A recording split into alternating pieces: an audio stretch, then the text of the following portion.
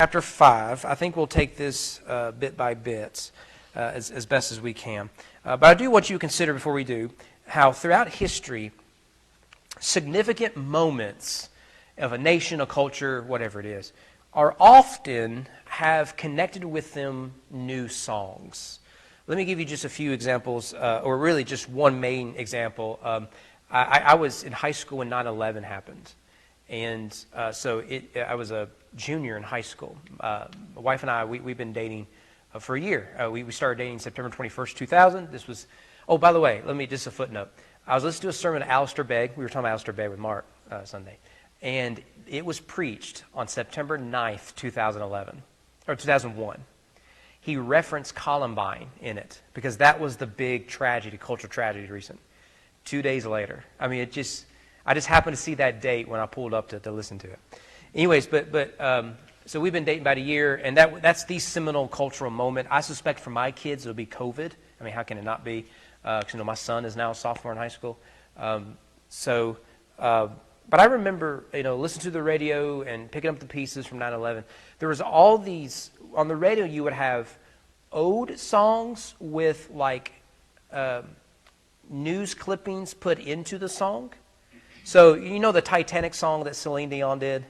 So we thought we got rid of that song, and then 9/11 happened. They played it again, but they would have the music or the singing would be interrupted with a reporter, down at the scene, and you can hear people screaming, to really build up the emotions. And here she is singing, about the Titanic, I guess.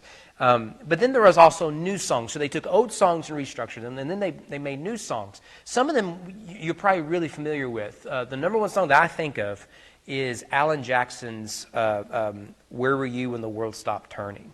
I remember that song came out. It was a big song, and he was all over the telly. And he says, in the middle of the night, I couldn't sleep, the night of 9/11.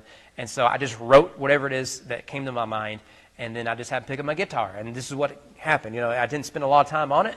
It was really more for me, and it became this big song. It's a brand new song, Where Were You When the World Stopped Turning? And so that's really a song of mourning. But then there was a song of anger. And does a song of anger after 9/11 come to mind? Patriotic anger? Toby Keith, who just died. So when he died, the kids are like, well, I don't know who Toby Keith is. You do. We've played his song. So we played, some of the, other ones. And then I said, let me tell you a song that I remember Toby Keith with. And it is, of course, courtesy of the Red, White, and Blue. Now, you notice one song is to mourn that we've been struck. This other song is, we're going to get them back. And then there was songs of remembrance. And one came to mind that isn't as well known. Many of you all know that the most important band that I listened to growing up was DC Talk. And Don, do you know that their 9/11 song? It was played a little bit on K-Love Smothers and everything else. The song is called Let's Roll. An album called Let's Roll came out. That phrase, Let's Roll, was spoken by one of the people on the plane that went down to Pennsylvania. And yes, yeah. And so, we have those recordings, and the family heard them. And so his last words recorded were, let's roll, and that's when they went into the cockpit, and that led to it. So DC Talk's song, Let's Roll, was based off of that. And there's a whole album dedicated to 9/11. Okay? So that makes sense, I'm not sure there's been any coronavirus songs, and I just assume we keep it that way. But as a general rule, whenever there is a seminal moment in a nation or culture's history, there are songs that come with it. Our national anthem comes out of the War of 1812, which we lost, by the way. Wasn't even close. And it was through that moment we get what we now sing for a national anthem. You get this in the Bible as well, that narratives can then lead to songs. Let me give you a few examples that came to mind. The parting of the Red Sea is in Exodus 13, I believe. Exodus 15, you have the Song of the Sea that Miriam, the sister of Moses, leads the people through. I shared this with you before at the Capitol before I was there, Brendan. My predecessor was there. He did a scroll exhibit, and I've tried to reach out to them. I've not had much luck. And he asked me to be one of the people who help run it. And so my scroll was open at Exodus 15, and they had took the Hebrew text and they put a gap in between of the song so that as you read the song, you could see the parting of the Red Sea in the text, which is cool. I just thought that was cool. Numbers 23 to 24 are the oracles of Balaam. So you remember, this is the guy that, we mentioned Balaam today. This is the guy that tried to curse Israel but ended up blessing them, and then a song came out of that. The blessings of Moses, Deuteronomy 33. David's repentance, Psalm 51. Or what about in the nativity story of Jesus? We get two songs. One written by Mary, known as Mary's Magnificat, and the other is by Zechariah, the priest. So what you have then is narrative leads to poetry. Now what you have here is similar particularly to the Song of Moses, the Song of the Sea, in that we have both the narrative and we have the poem associated with the narrative. So what we can actually do is compare and contrast the story that they tell. And this shouldn't be a surprise to us. But the narrative sticks to cold, hard facts, and it tells a story. Here are the characters, here's the setting, here's what happened, here's the climax, here's the conclusion. So if you read chapter 4, it follows a narrative. Chapter 5, it's a poem, which means as it tells the story, it uses poetic language, including exaggeration to make its point. We'll see this, that you would think, if all we had was chapter 5, you would think that Deborah and Yael conquered all of Canaan. Of course, they didn't. They didn't. But in the poem, in order to bring out the emotions of the event, exaggeration is common in songs. We still do this to this day. So let's start here, verses 1 through 11. And we'll see if we can figure this out together. Verse 1, Then sang Deborah and Barak, the son of Abinoam, on that day, that the leaders took the lead in Israel, that the people offer themselves willingly, bless the Lord. Hear, O kings, give ear, O princesses. Princes. The plural of prince sounds too much like the singular princess. I will always struggle with that. It's the dudes, okay? To the Lord I will sing, I will make melody to the Lord, the God of Israel. Lord, when you went out from Seir, when you marched from the region of Edom, the earth trembled and the heavens dropped. Yes, the clouds dropped water. The mountains quaked before the Lord, even Sinai before the Lord, the God of Israel. In the days of Shamgar, son of Anath, in the days of Yael, the highways were abandoned. Travelers kept to their byways. The villagers ceased in Israel. They ceased to be until I arose. I, Deborah, arose as a mother in Israel. When the new gods were chosen, then war was in the gates. Was shield or spear to be seen among 40,000 in Israel. My heart goes out to the commanders of Israel who offer themselves willingly among the people. Bless the Lord. Tell of it, you who ride on white donkeys, you who sit on rich carpets, and you who walk by the way. To the sound of musicians at the watering places, there they repeat the righteous triumphs of the Lord, the righteous triumphs of his villagers in Israel. Then down to the gates march the people of the Lord. Now, there's a lot going on here. If your translation reads something very different, that's because some of the translations it's difficult to figure out exactly what's being said and then how to interpret. But let's see if we can get through here. You get the preamble there in verse 1. The implication is that the song is written maybe by Deborah. That seems to be the suggestion.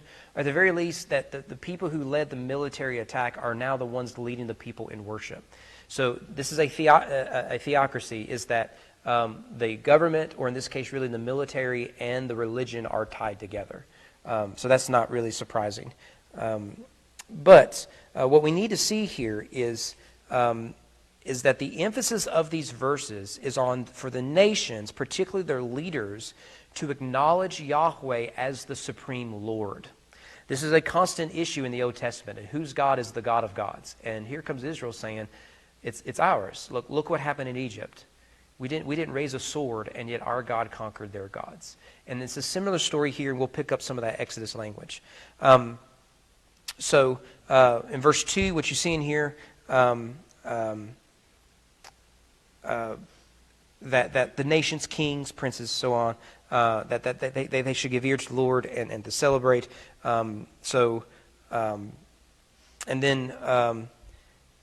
then verse 3 is very much sounding like a team that's won a big victory, and they're celebrated in the locker room, and so they announce to the Canaanite leaders, especially those who threaten them, that the Lord is triumphant. So, hear, O kings, give ear, O princes, to the Lord I will sing. I will make melody to the Lord, the God of Israel. What is the melody? It is celebration. We are, we're the greatest. You can't stop us, and so. worship is tied to this idea of victory and liberation, redemption. Now, notice here that in verses 4 and 5, Deborah seems to describe the battle as a type of theophany. That is, a theophany is when God shows up, you know. And so you'll notice it's, Lord, you went out from Seir. You marched from the region of Edom. That's where the Ishmaelites, Edomites are.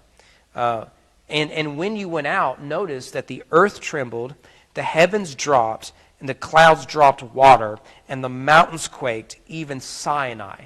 Of course, Sinai quaked when God descended on Mount Sinai in the giving of the Ten Commandments. So that's not surprising. Now, this language is bizarre to us, but it's anthropomorphic language of non-human entities. I mean, that's what anthropomorphism means. So what you have then is when God shows up, the entire cosmos starts to quake in his presence. And so you see that if the cosmos, the creation itself, can't handle the presence of God, do you think the little old Canaanites can handle him?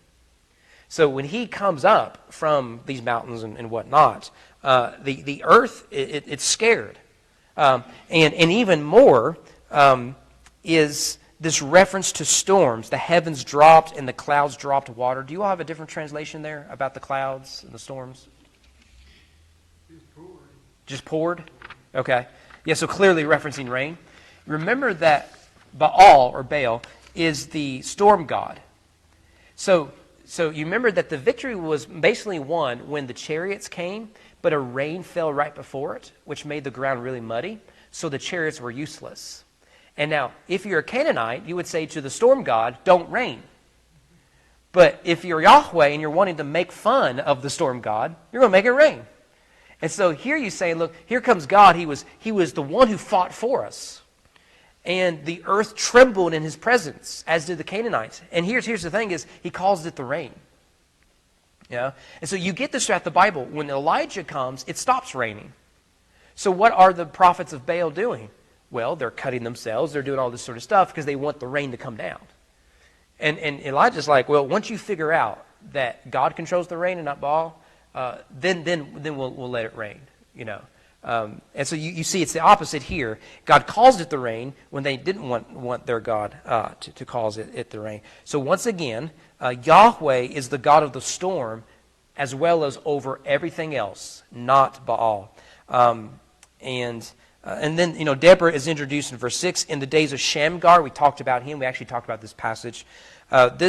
This biological detail about Shamgar is different from what we get in chapter 3. It's a different story. Shamgar's probably a Gentile. We talked about that.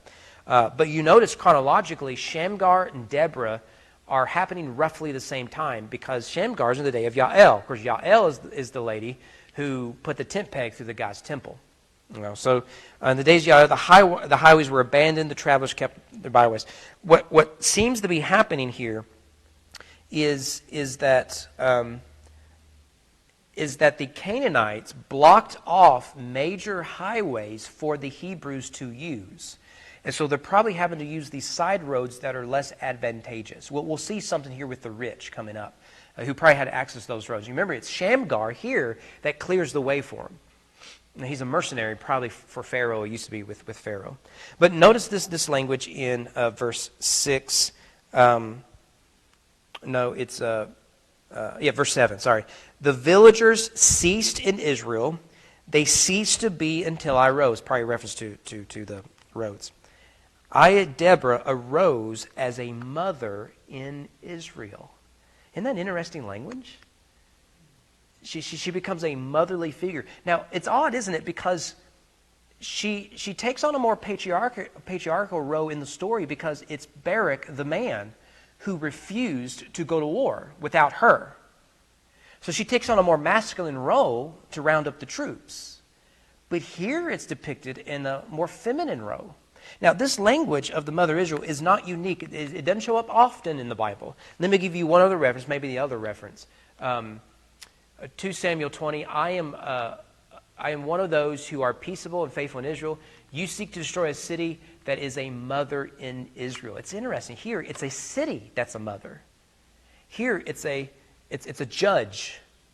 the one who she really literally judged. She's not just a sort of governess, but she actually judges between people. We saw last time. That language is just so interesting. But nevertheless, what she then does, so she says, okay, so I rose and we went to battle. And in verses 9 through 11, she celebrates the tribal and military leaders. My heart goes out, verse 9, to the commanders of Israel who offered themselves among the people. Let the Lord be blessed, right? Blessed be the Lord. Tell of it, here it is, verse 10, you who ride on white donkeys. Is that what y'all have? White donkeys? Yeah. These are what rich people ride on. All right. This is like, in Shrek, when donkey is just a lowly donkey, and then he becomes the white stallion. Well, the rich have the white stallion, except for donkeys. In fact, you'll notice that you who sit on rich carpets, do you all have a different translation other than carpets? Blankets, yeah. You probably have a footnote that says the meaning of this Hebrew word is uncertain, and it may give you another translation option. Mine mentions blankets in the footnote.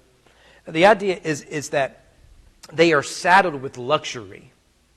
So they're saying to the rich here that you profited off of the oppression of the Canaanites. Remember, they've shut down the roads to the average person. You, however, you have profited off this. But now, verse 11, the sound of musicians. Does any of your Bible have archers? You do? Okay, all right. Again, Hebrew words difficult. This is a difficult chapter to translate. But what you have are people at watering places. This is the at your place of work. If you have like a break room, if you have the what's the old saying? Water cooler. We'll talk about this at the water cooler. I'm thinking of Michael Scott. Wanting to look at Holly, and he goes to the water cooler. He pretends he's drinking water, just so he can, and that's where all the gossip is. That's the way the watering places, right? It's where Jacob met Rachel, for example, or Isaac met Rebekah. It's where Moses met Zipporah. You get this all over the Bible. So they're saying is, okay, so the rich, they benefited off the oppression of God's people. The poor, now with this great victory, they won't stop talking about it. The word is going to spread that God has once again delivered his people from an oppressor who has enslaved us. Deborah is like a type of Moses in this sense. So you see here, it's not just let's sing the song, but let's be a people of rejoicing. Let's be a people of worship. Look what God has done for us. And that leads verses 12 to 23, where it details the battle. Verse 12, awake, awake, Deborah. Awake, awake, break out in a song. Arise, Barak, lead away your captives, O son of Abinoam. Then down march the remnant of the noble. The people of the Lord march down from me against the mighty. From Ephraim, their route, they march down into the valley. Following you, Benjamin with your kinsmen. From Achir marched down the commanders. And from Zebulun, those who bear the lieutenant's staff. The princes of Issachar came with Deborah, and Issachar faithful to Barak. The valley, they rushed at his heels. Among the clans of Reuben, there were great searchings of heart. Why did you sit still among the sheepfolds to hear the whistling for the flocks? Among the clans of Reuben, there were great searchings of heart. Gilead stayed beyond the Jordan. And Dan, why did he stay with the ships? Asher sat still at the coast of the seas, staying by his landings. Zebulun is a people who risked their lives to the death. Naphtali, too, on the heights of the field. The kings came, they fought. Then fought the kings of Canaan at Taanach, you have to pronounce those vowels, by the waters of Megiddo. They got no spoils of silver. From heaven the stars fought. From their courses they fought against Sisera. The torrent Kishon swept them away. The ancient torrent, the torrent Kishon. March on, my soul, with might. Then loud beat the horse's hooves with the galloping of his steeds. Curse Meraz, says the angel of the Lord. Curse its inhabitants thoroughly, because they did not come to the help of the Lord against the mighty. What in the world is going on here? Okay? Well, at least notice the repetition. Hopefully by now you're picking up on that in the Old Testament. Repetition is for emphasis. Basically what you have here is Deborah she's starting to retell the story of how God liberated Israel. And she starts by highlighting the tribes of Israel. Now, she mentions 10 of the 12. We'll come to those. A couple of things. Verse 12, lead away your captives. Now, that's interesting language there, verse 12. Arise, Barak, lead away your captives. Now, I think what you have here is, remember that Israel are basically enslaved to the Canaanites, which is a repeat of the Exodus story. But now, they're not just being liberated, they're going to lead the Canaanites into slavery. It's a reverse of circumstances. And so, basically what you have is, all right, we're going to go to war. But we take for granted we have a national army. That did not really exist for basically all of human history. Okay? So if you ever study like the War of the Roses, British history, long time, people just killing each other. The king had an army, but what he had to do is to get his supporters to raise an army. Okay? So he was king, but he had to get his nobles to raise an army for him. And so his nobles would come and say, I can get these many troops, because these soldiers had to go till the ground, right? You had to raise up an army, And so that's sort of the way this works, is you have these tribes, and they each sort of have their own army system. When George Washington needed an army, he didn't just declare war in Congress. That didn't exist the way we think of it now. No, he has to go around the states and say, what do you got in terms of militia? Well, I got 15 dudes over here, the rednecks, but they love shooting things. Perfect, And that's how he had to put it all together. And so what you have is a call to war against the Canaanites. Deborah and Barak are going to lead it.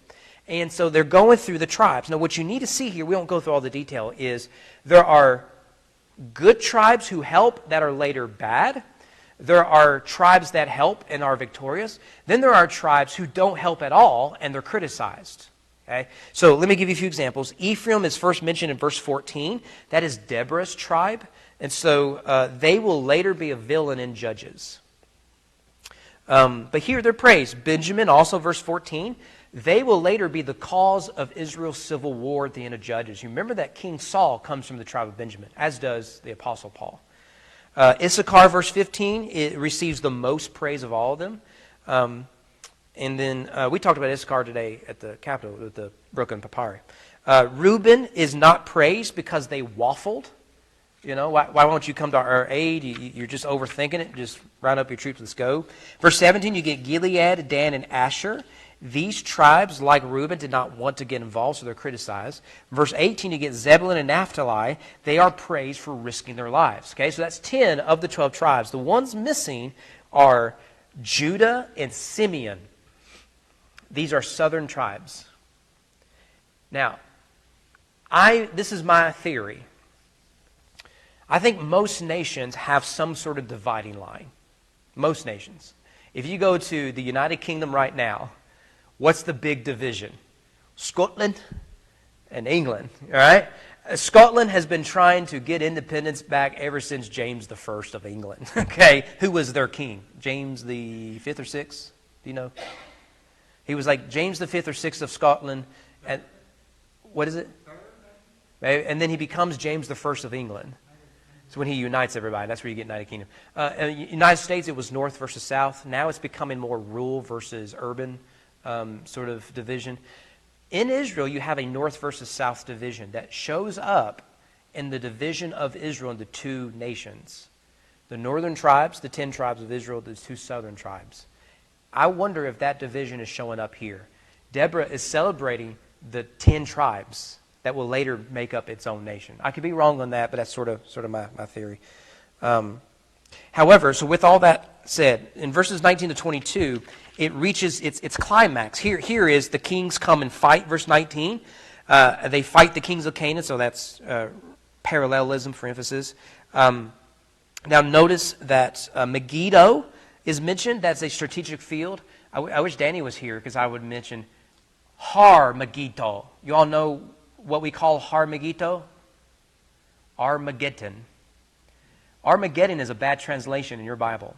It is literally Har, meaning mountain, of Megiddo. Now, there's no mountain in Megiddo. That's the fun part. So it's just come down to us as Armageddon, but it's Har Megiddo. And so this is a place of a lot of battles. So So they're going to go to battle. And notice here, how is the battle fought? Now, if you read the story, the battle is fought in two ways. One, there's a battle where the Israelites push the Canaanites back because the rains fall, the chariots get stuck, and they start killing people. But it's really won when the military leader flees, and he gets killed by a housewife, if you will. So that's the two parts. But you'll notice, how is the battle fought in the poem? Well, verse 20. From heaven, who's fighting? The stars. What? What in the Sam Hills? What is that? From heaven, the stars. From their courses, they fought against Sisera. Isn't that weird? The torrent Kishon swept them away. The ancient Torum, the torrent Kishon. Notice the repetition, repetition, repetition. March on, my soul, with my... Where's the fighting taking place? It's not about soldiers, it's about gods. Have you ever read the Iliad or even the Odyssey? Particularly the Iliad. It's a big old thick book.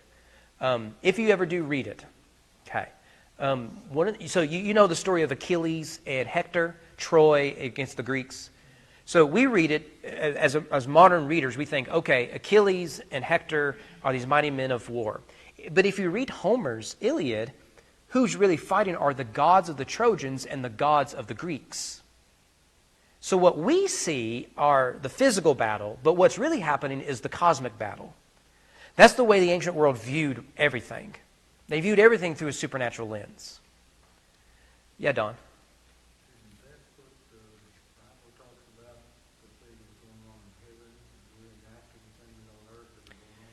Yes, so this is bizarre to us. We see stars as large gaseous objects. The ancient world knew they were that. They knew that. The ancient world had a better understanding of space than we do in many ways. They could predict things like centuries in advance. Y'all remember panicking over the Mayans predicting the end of the world just a few years ago? You know, like 1,000 years later, you know, everyone's like, well, if the Mayans said it, it has to be true. But so they view it as cosmic entities, but they viewed it as gods as well. So what you have is the divine beings are at war with each other. This goes really deep, and we just can't chase this rabbit. If you read Revelation, make note of all the stars. The dragon's tail wipes away 1/3 of the stars. Why is that so important? Because it comes from this background of the ancient world. But what Deborah wants you to see is ultimately, it isn't that our strategy was better than everybody else's, but it's that God won the battle. He won it in the stars, and He won it in the sea. But He won it regardless. He has complete and total victory in the physical and the non-physical world. Again, that's weird to us because we only think of the physical because we've been influenced by modernism, postmodernism. But this is a pre-modern text, and it reflects that sort of way of thinking about things. Well, in fact, verse 22, loud beat the horses' hooves with galloping of the sea. It's a hard verse to translate. Yours may read something different. The assumption is it's describing how the horses came. You heard them, they charged, and they get stuck. You know, so what you have is God in the stars they're fighting, in the sea they're fighting. So as far up as you can look, as far down as you can look, and then here in front of us, God is orchestrating all of this. And so what you get then is this big battle. So here's the battle. Okay, so it's okay. We got to go to war. All right, round up your troops. Not everyone showed up, but here's what we got. That story will show with Gideon. You remember that he gets a large army, but then he has to cut it down to little. Deborah's saying we wanted a larger one, but not everyone sent soldiers. So Gideon's going to be the opposite of that story. Well, so what you get here is the broad angle view of the battle. Here's everything that took place. God was over it. But now, starting in verse 23, really, we're going to verse 24. What you get is at the narrow, the story of Yael. So while God was sovereign over every aspect of it, from the stars to the sea to the horses, He's also sovereign over of all the tents Sisera could have visited, could have sought refuge in. He sought refuge in the tent of a woman who will kill him. Could have gone anywhere else. And this is good writing. This is a picture of God's sovereignty. So verse 24, most blessed of women be Yael, the wife of Heber the Kenite, of tent-dwelling women most blessed. He asked for water, she gave him milk, she brought him curds in the noble's bowl. She sent her hand to the tent peg and her right hand to the workman's mallet. She struck Sisera, she crushed his head, she shattered and pierced his temple. Between her feet he sank, he fell, he lay still. Between her feet he sank, he fell, where he sank, there he fell, dead. That's my favorite part of the poem, right? And you see the repetition just jumping off the page? I mean, it's just so clear. Okay, we got to move. All right. So again, God is orchestrating the cosmic and the local. The local is part of the cosmic, and God is sovereign over all of it. And we meet Yael. She's described as a Gentile outsider, but she is given an abundance of praise. So if you look at Judges 3 ends with Shamgar, who is Moabite, Amorite, something like that. He's a Gentile. Now we have another Gentile helping to save and deliver Israel. God is using the pagans to deliver the people of God. Right, because he's sovereign over all of it. And so notice how she's described. Most blessed of women be Yael. She's the wife of the Kenites, who go all the way back to the in-laws of Moses, who they're just nomads. They're nobodies. They have no allotment in the land. They're given no promises except Israel will leave them alone. You remember the Kenites were in a covenant relationship with both the Canaanites and the Israelites. They were just trying to survive. This is the lowest of the low, if you will. They have no land attached to their name. They have no authority anywhere they go. She's setting up tents, the Kenite's wife, and she is a tent-dwelling woman. She has no home. She has no land. She's a nobody. And yet, she's the most blessed of women. Now, that's a striking language because the song, the hero of the song is Deborah. You can go back. Verse 7, the villagers ceased in Israel. They ceased to be until I arose. I, Deborah, arose as a mother of Israel. I, Deborah. But now it's God's going to use another woman to liberate Israel. Here she's called the most blessed of women. And notice that in verse 25, you remember the story. He comes into her tent seeking refuge and protection. He wants her to lie, say that he's not in there when he is. And so it says, he asked for water. She gave him milk. Not only that, but she brought the curds. It's more, think of it as a curd, not really your 2% milk that you drink every morning or put in your cereal. But she brought it to him in a nobleman's plate. Do you at your house have the plates that you and your family eat and then plates that people you want to impress eat? You got those plates at your house? I know you do. I know you do. I remember one time we hosted people over the house, and I didn't know we even owned these plates. And just being foolish and ignorant, I said, Mom, where'd you get these plates? These sure aren't fancy. We usually get those plastic ones you can bend, And Mom did not appreciate me bringing that up, because I didn't know any different. And so notice here is that Sisera, and there's some serpent imagery with Sisera, he comes in to deceive Yael. So what you have is a man and a woman, and the man is wanting to deceive Yael to deceive everyone else. He's a serpent coming into the tent. But what happens is she is more crafty than he. She treats him as a nobleman. Here, you want water? I'll give you milk. And I won't put it in a plastic cup. I'll bring it to you in a nobleman's cup. You see, he's being deceived. He thinks he's safe when he's really in danger. This is why poetry is so good. You won't get this a whole lot in the narrative, but in the poem, it's really, really good.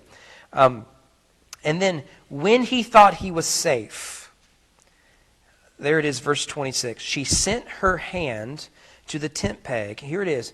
And her right hand to the workman's mallet. Now pause there. In the first line, it just says her hand. The second line, it says her right hand. Any guess why that might be significant? Why the right? She's right-handed. Okay. Any other significant use of the right? Go back 3 chapters. We met a man named Ehud, where God delivered Israel through a man who used his left hand. And you remember that he comes from a tribe that was ambidextrous. And so he was able to hide his sword on the right side so that it wouldn't be checked, which was, you remember that it's a comedy story. It's got a lot of jokiness in it. They're making fun of the Gentiles. And so he's able to deliver Israel with the left. She delivers Israel with the right. Isn't that cool? It's just so cool. I love that stuff as I nerd out. Now notice the verbs, verse 26. She struck, she crushed, she shattered, she pierced. I think I have these up here. They're just out of order. Okay, so here are the English verbs, and then in English letters, the Hebrew words. Okay, so you have halam, mahach, mahas, halak. Now, you may have noticed there, those words look very similar to each other. So you have A, B, B, A sequence here. A, so line 1 and 4, they look almost exactly the same. And then the middle ones, they look almost exactly the same. This is good poetry. We do this in English, just play on words. But you really want to do it in Hebrew, because remember, Hebrew, most of your words are based off of 3 letters. So you would have, to use English, HLM, and then for struck, and then for pierced, HLQ. And then you have MHQ, MHS. And the only thing changes is the vowel. So it makes the word sound very similar. This is a way to enhance it, right? And so when we read it in English, we notice the verbs. She struck, she crushed, she shattered, she pierced. They're all synonyms. She didn't do 4 things against his head. But she did one thing, and it takes 4 verbs to describe it in the poem. In fact, you'll notice in verse 27, it heightens it even more. Between her feet, the place of security, between her feet, he sank, he fell, he lay. Between her feet, he sank, he fell. Where he sank, between her feet, he fell. Dead. In case you couldn't tell, right? I mean, they said 4 times through the head, okay? Crushed, pierced, struck, all that. And then, again, he was down. And if you still haven't got the poetry, footnote, he died, okay? He is dead. This is just really, really good. Okay. Here's the most fascinating part, verse 28. We got to move. Verse 28, out of the window she peered. Now, who's the she? You know nothing else. You may think it's Deborah. Yeah. So you see that what we have now is a camera. So if you think of this poem as a camera, we have the camera okay, here's the Canaanites oppressing Israel. It goes to each tribe. In a good action movie, you go to where they get their guns or they get their spears. Okay, so we did the 10 tribes. And then we got the broad battle of the sky and the sea, And then we zoomed in. Here's Yael striking him dead. And then it cuts to the land of the Canaanites. Who's waiting for Sisera, another woman. So we have 3 women in this poem. You have Deborah, who leads Israel into battle, a patriarchal row, a masculine row. You have Yael, who is a more a matriarchal row, feminine row, in that she comes in to welcome him into her home, but then she's the one that actually does the masculine thing of crushing his head. But now we meet another woman. And once again, we get 2 emotions in this part of the poem. One is, we are reminded of just how awful war is. Because this woman has lost her son. So we're sympathetic to her. But what you'll see is, this woman is evil. She's evil. And it's just what's happened to her. And her suffering now, having lost her son, is part of the judgment of God upon her. So, out of the window she peered, the mother of Sisera wailed through the latest, whatever. Why is his chariot so long in coming? Why tarry the hoofbeats of his chariots?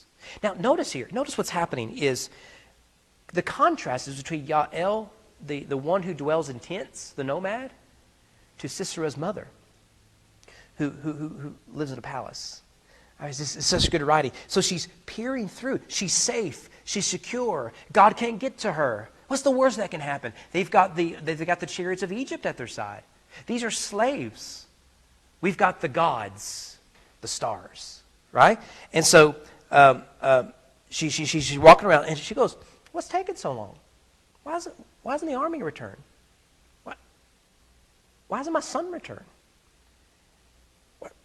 Why tarry?" And you could, and your first reading is to say, "Oh, we forget about those left behind in war." And you almost want to become sympathetic. This is a Canaanite woman. She's been lost. Her son's been taken from her in a very gruesome way. And you notice here that it is the Israelites celebrating the death of her son. Isn't that awful? Just pause there. I know Israelites are good, Canaanites are bad, but just pause there. To celebrate the death of someone, it may be just, it may be appropriate, I don't know. But just pause for a minute and think about what we're really doing at that. I think the Christians should be particularly sensitive to this stuff. But we got to move on. Verse 29, her wisest princesses, these words, answer, indeed, she answers herself. So what answer did she come up with? Now don't cheat, don't look ahead. So you have the ego of the Canaanites. They're like, well, what's taking so long? What never crosses her mind is defeat. There's no way the Jews are going to beat us. I want you to see what she assumes. So we go from being sympathetic to a mother who's lost her son. She doesn't know that yet. So now we're going to be enraged. And this is the point of the poem. Verse 30, have they not found and divided the spoil? Okay. So they just wiped out the Israelites, and now you got to divide the spoil. I mentioned Beowulf all the time. It's my favorite story. In the Anglo-Saxons and the Vikings and all that. So the ring bearer was the king. He's the ring bearer. He's the giver of gifts. So all the gold and all stuff you hoard goes to him, and then a good king blesses his thanes, with gold. So Beowulf gets showered with gold at every time he beats Grendel and whatnot. And so that would be normal. So whenever you wipe out a nation or an army, you go and take everything. Their cattle, their gold, their resources, and their women. So, have they not found divided the spoil, a womb or two for every man? Do you like her now? What is she saying? Oh, I know what's happening. They all got a woman or two. The women who can't be protected because their husbands were slaughtered by my boy. And they're all raping them at will. That's what's taking so long. I have nothing to worry about. Notice here, she doesn't call them women, mothers, wives, sisters. They are nothing but wombs. They are conduits by which the Canaanites will add to their oppression and injustice and violence. They will rule the nations through violence, including rape. Here is a woman saying this. A woman who seems too blind to the fact that she herself could become one of these wombs. Isn't this striking language? Now, what is the song wanting you to see? Dear Israel, why would you ever want to become this? That you see that these women are made in the image of God.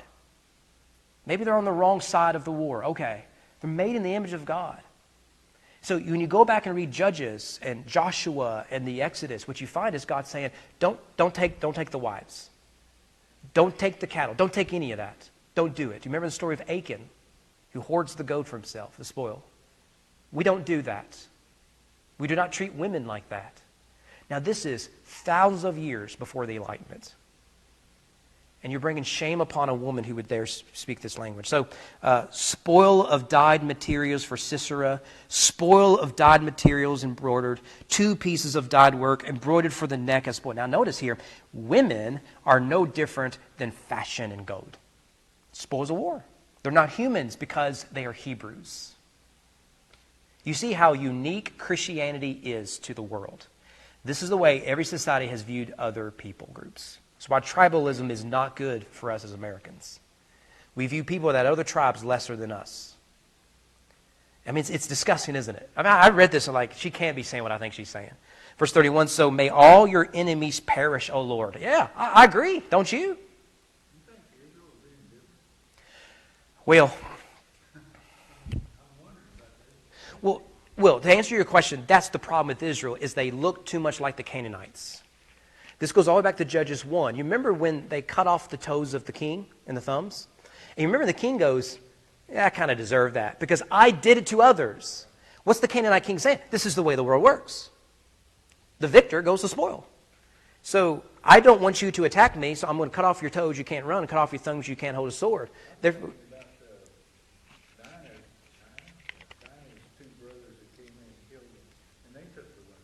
Mm-hmm.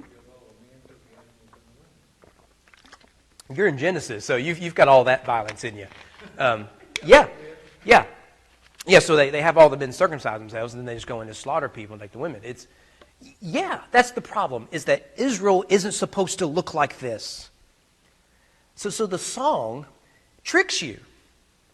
You're like, oh, there are victims on both sides of this. People suffer because of war and violence and hate. But then the song says, but don't get too sad. The problem is at the heart of every Canaanite. They are rebelling against the God who's the creator over all things. The God of the stars, the God of the sea, the God of the land. And they reject Yahweh. Therefore, they see you as lesser than. And God is judging them. I mean, this comes right out of the text. So, may all your enemies perish, O Lord, but your friends be like the sun as he rises in his might. And notice this, the land had rest for 40 years. That is an entire generation, of course. We've talked about that before. So, what I want to do in the time that we're pretty much over with, the question we always want to ask, where is Jesus in this passage? And he's there. Hopefully you may have noticed some of it. Let me just highlight two things. One, there are several women in the Bible, two, who are described as explicitly crushing the skull of their enemy. Yael in Judges 4 and 5, and then an unnamed woman in Judges 9. This is the story of Abimelech. We'll get to him soon.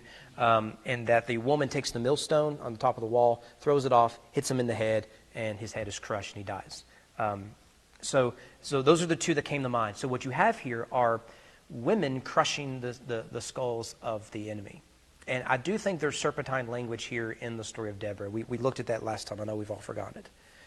At the same time, so you have that imagery going all the way back to the promise that the seed of the woman, not the woman, will crush the head of the serpent. Here we have the woman crushing the head of the enemies. But that phrase that we saw, that Yael was described as blessed among women, does that phrase ring a bell in the New Testament? I found two people that similar language is applied to. The phrase blessed among women, or something like that. Can you think of another woman in the Bible similar language is applied to? It's Mary. Here it is, Luke 1. She explained with a loud cry. So this is Elizabeth. Remember, Mary went to go visit her aunt. Blessed are you among women, and blessed is the fruit of the womb. It's very similar language. So what you have in this narrative then is you have a woman who is blessed among women because she crushes skulls. And she crushes the skull of the enemy, a serpentine figure. But the prophecy is not that a woman would rise up to crush skulls, but that is the fruit of her womb. Yes. And so what we get here, and I think Elizabeth, who's the wife of a priest, who knows his Bible well, read Zechariah's song, is that I think she's picking up on the imagery of Yael and Sisera. So whereas as Deborah was the mother of Israel, Yael becomes the blessed of women, Elizabeth comes and says, no, you know what?